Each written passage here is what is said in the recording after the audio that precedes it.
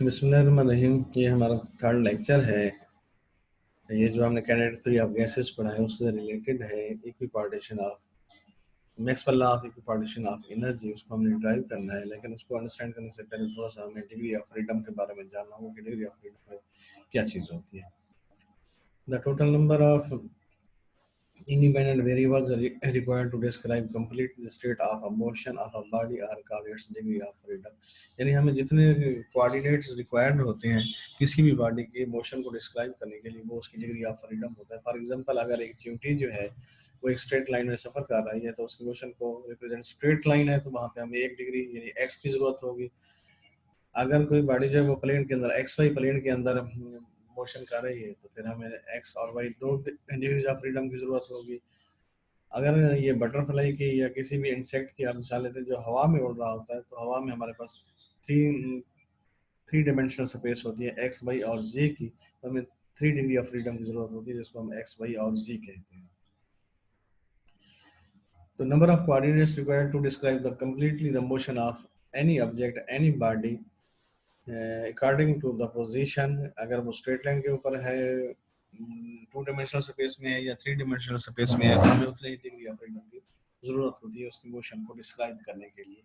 तो यहाँ पे चार एग्जांपल भी दी गई है कि हमारे पास अगर मोनोएटॉमिक गैस हो, डाईएटॉमिक गैस हो या ट्राईएटॉमिक गैस हो, तो हमें कितनी डिग्री ऑफ फ्रीडम की जरूरत होती है। पहले जो है वो है कि मोनोएटॉमिक अगर मॉलिक्यूल हमारे पास हो, जैसे फॉर एग्जांपल नियोन है, हीलियम है 3 डिग्री ऑफ फ्रीडम। अगर हम डायग्राम को देखें कि वो गैस जिसके अंदर सिर्फ एक मॉलिक्यूल हो, हीलियम के अंदर जैसे ये एक मॉलिक्यूल को दिखाया गया है, तो इसके लिए ये इलांग एक्सेस से मूव कर सकता है, वाई भी मूव कर सकता है और जी भी मूव कर सकता है, लिहाजा इसके लिए 3 डिग्री ऑफ फ्रीडम की जरूरत होती है, जितने की 3 डिग्री ऑफ फ्रीडम की जरूरत होती है।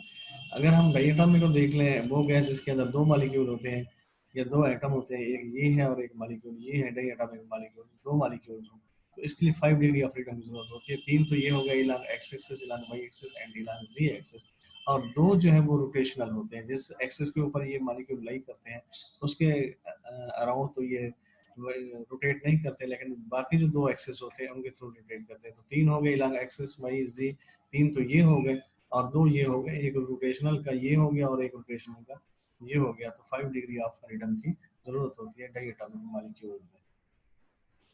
इसी तरीके से हमारे पास अगर ये डायटोमिक में अगर आप देखें, डायटोमिक हेलिन डम्बल शेप HCl है, Cl2 है, O2 है, CO2 है, 5 डिग्री ऑफ फ्रीडम, 3 ट्रांसलेशनल है और 2 रोटेशनल है। और हाई टेम्परेचर अगर हो जाए तो ये ट्रांसलेशन रोटेशन के साथ साथ वाइब्रेशन भी इनके अंदर में होती है, जैसे स्प्रिंग के साथ बॉडी को बांध के आगे पीछे करें वाइब्रेशन पैदा होती है। तो उस वक्त ये फिर इसके बाद 7 डिग्री ऑफ फ्रीडम होते हैं। 5 पहले हैं, 2 जो है वो वाइब्रेशन की वजह से होते हैं, तो टोटल 7 डिग्री ऑफ फ्रीडम होते हैं। तो एट हाई टेम्परेचर आप अगर आप देखें तो 3 हो गए ट्रांसलेशन की वजह से, 2 हो गए रोटेशन की वजह से और 2 हो गए वाइब्रेशन की वजह से।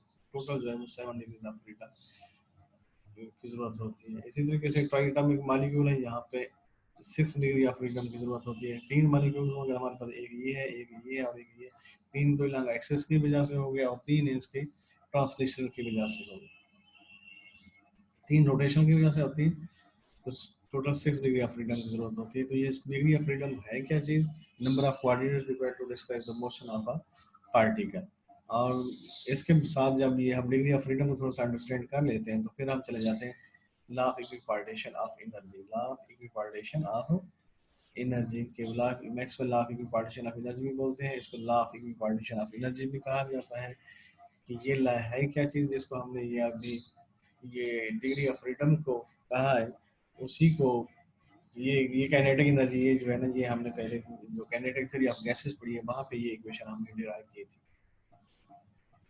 अब इसकी स्टेटमेंट को अगर हम देखते हैं, स्टेटमेंट कुछ यूं है इसकी, ये एंड पे दी गई है कि law Maxwell law of equipartition of energy क्या स्टेटमेंट क्या है? It states that for any dynamical system in thermal equilibrium the total energy is divided equally among all the degrees of freedom, and the energy associated per molecule per degree of freedom is 1/2 kT, where K is Boltzmann constant and T is the absolute temperature of the gas। तो यहाँ पे देखेंगे degree of freedom के through जो है ये energy equally divided होती है। तो इस वजह से सबसे पहले हमें थोड़ा सा कंसेप्ट जो है वो डिग्री ऑफ फ्रीडम का लेना था, उसके बाद जो है हमने ये दूसरा कंसेप्ट देखा है। अभी हम थोड़ा सा इसको देखते हैं कि ये लॉ जो है ना कैसे एनर्जी जो है इक्वली डिवाइड होती है या डिस्ट्रीब्यूट होती है। According to kinetic theory of gases, the mean kinetic energy of a gas molecule at a temperature T is given by half mc square 3 by 2 kT। और c जो है ये क्या है, velocity along x axis, velocity along y axis and velocity along z axis के। As x, y and z are all equivalent, mean square velocity along the three axis are equal. जब ये कोई भी पार्टिकल वही long axis भी move करता है, Y भी मूव करता है और जे भी मूव करता है, तो ये फिर वेलोसिटीज जो है ये इक्वल होती है। u square equal to v square equal to omega square के, या ये जो है 1/3 c स्क्वायर के। अगर हम इसको इसके थ्रू डिवाइड करें हाफ एम सी स्क्वायर के, तो half m u square, half m v square, half m omega या डब्ल्यू स्क्वायर के। ये वेलोसिटी है along u along x axis, v along y axis और w जो इलांग z एक्सिस है।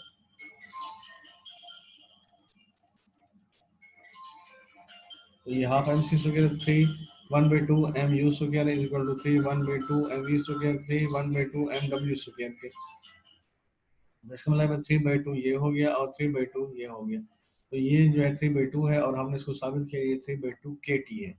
ये के टी है, ये के टी है और ये के टी है।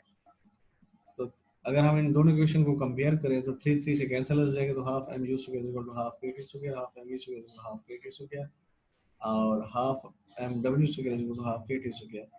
तो यहाँ पर हमने देखा कि एनर्जी जो है इक्वली डिस्ट्रीब्यूटेड है among all the 3 degrees of freedom के। Therefore, the average kinetic energy associated with each degree of freedom is equal to 1/2 kT। Her degree of freedom के इलांग जो है वो एनर्जी कितनी है 1/2 kT, क्योंकि हमारे पास इलांग x एक्सिस, इलांग y एक्सिस और इलांग z एक्सिस मोशन होती है। तो 1/2 kT इलांग x axis, 1/2 kT इलांग y axis और 1/2 kT इलांग z एक्सिस होते हैं। Thus, the energy associated with each degree of freedom, whether translatory or rotatory, is 1/2 kT। कि अगर वो मोशन आपकी ट्रांसलेटरी है या रोटेटरी है, तो हर डिग्री के इलांग जो एनर्जी है वो कितनी है 1/2 kT। This represents the theorem of equipartition of energy. Equipartition of energy से मुराद ये है कि एनर्जी जो है वो इक्वली डिवाइडेड होती है या डिस्ट्रीब्यूटेड होती है among the 3 degrees of freedom या among the degrees of freedom। अगर हमारे पास मोनोटॉमिक गैस है तो 3 डिग्री हो गया, अगर हमारे पास डाई एटॉमिक है और हाई टेम्परेचर पे है तो फिर हमारे पास हमने देखा है कि वहाँ पे 7 डिग्री ऑफ फ्रीडम है। ट्राई एटॉमिक है, हमने देखा है 6 डिग्री ऑफ फ्रीडम है। तो एनर्जी जिस सिस्टम को भी आप ले रहे हैं, मोनो डाई ट्राई जिसको भी आप लेंगे, तो उस हिसाब से एनर्जी जो है ये इक्वली डिस्ट्रीब्यूट हो जाती है। और यही इसी को आगे स्टेटमेंट में हम बयान कर देते हैं कि ये एनर्जी है क्या चीज़। तो स्टेटमेंट इसकी ये बनती है कि law of Maxwell law of equipartition states that for any dynamical system in thermal equilibrium, condition ये है कि वो सिस्टम जो है वो इन थर्मल इक्विलिब्रियम में हो। The total energy is divided equally among all the 3 degrees of freedom and the energy associated per molecule per degree of freedom is 1/2 kT। क्योंकि हमने देखा कि हर डिग्री के अक्रॉस जो है वो एनर्जी कितनी है 1/2 kT। So it states that for any dynamical system in thermal equilibrium, the total energy is divided equally among all the 3 degrees of freedom and the energy associated per molecule per degree of freedom is 1/2 kT, where k is the Boltzmann constant and T is the absolute temperature of the gas। और T जो है ये temperature of gas है। तो ये हमारा एक law था Maxwell law of equipartition of energy. और Maxwell law of equipartition energy को अंडरस्टैंड करने के लिए हम सबसे पहले जो है हमें क्या है डिग्री ऑफ फ्रीडम को अंडरस्टैंड करना होता है कि हमारे पास डिग्री ऑफ फ्रीडम है क्या चीज़। कि number of coordinates required to describe the motion of any object, of any particle, of any molecule in any space. 2 dimensional space भी हो सकता है, 3 डायमेंशनल स्पेस भी हो सकता है। हमने एग्जांपल भी देखे हैं कि वो लीनियर है, नॉन स्ट्रेट लाइन में है। जैसे एक चींटी की हमने एग्जांपल की, चींटी जो है वो स्ट्रेट लाइन में अगर मूव कर रही है तो उसके लिए 1 डिग्री ऑफ फ्रीडम की जरूरत होती है। अगर कोई बॉडी जो है वो 2 डायमेंशनल स्पेस एक्स और वाई के दरमियान में मूव कर रही है तो हमें 2 डिग्री ऑफ फ्रीडम की जरूरत होती है। अगर जैसे हमने तितली की एग्जांपल ली है कि मच्छर है, मॉस्किटो है, बटरफ्लाई है, तो ये हवा में जब उड़ते हैं तो 3 डिग्री ऑफ फ्रीडम होता है। तो इनके लिए 3 कोऑर्डिनेट्स की जरूरत होती है, एक्स वाई और जी की। तो डिग्री ऑफ फ्रीडम के साथ साथ, क्योंकि आगे जो स्टेटमेंट है थ्योरम की उसके अंदर ही डिग्री ऑफ फ्रीडम ही आ रहा है, लिहाजा सबसे पहले हमें थोड़ा सा डिग्री ऑफ फ्रीडम को अंडरस्टैंड करना है, उसके बाद maximum law of equipartition of energy को हमने अंडरस्टैंड करना है। तो ये जो हमारा ये थर्ड लेक्चर था हमारा हीट एंड थर्मोडायनामिक्स का, और यहाँ पे ये जो है ना यू वी और डब्ल्यू जो है ये वेलोसिटीज को शो किया गया। बाद बॉक्स में इसको v1x v2x और v3x से शो किया गया है, या vx vy और vz से शो किया गया है। और इस ब्लॉक की जो रोटेशन है वो हमारे पास यही है, u v and w, u along x axis, v along y axis and w जो है वो along z axis। वेलोसिटी है उस मॉलिक्यूल की, उस पार्टिकल की जिसकी मोशन को हम डिस्क्राइब कर रहे थे, जिसकी मोशन को हम देख रहे होते हैं।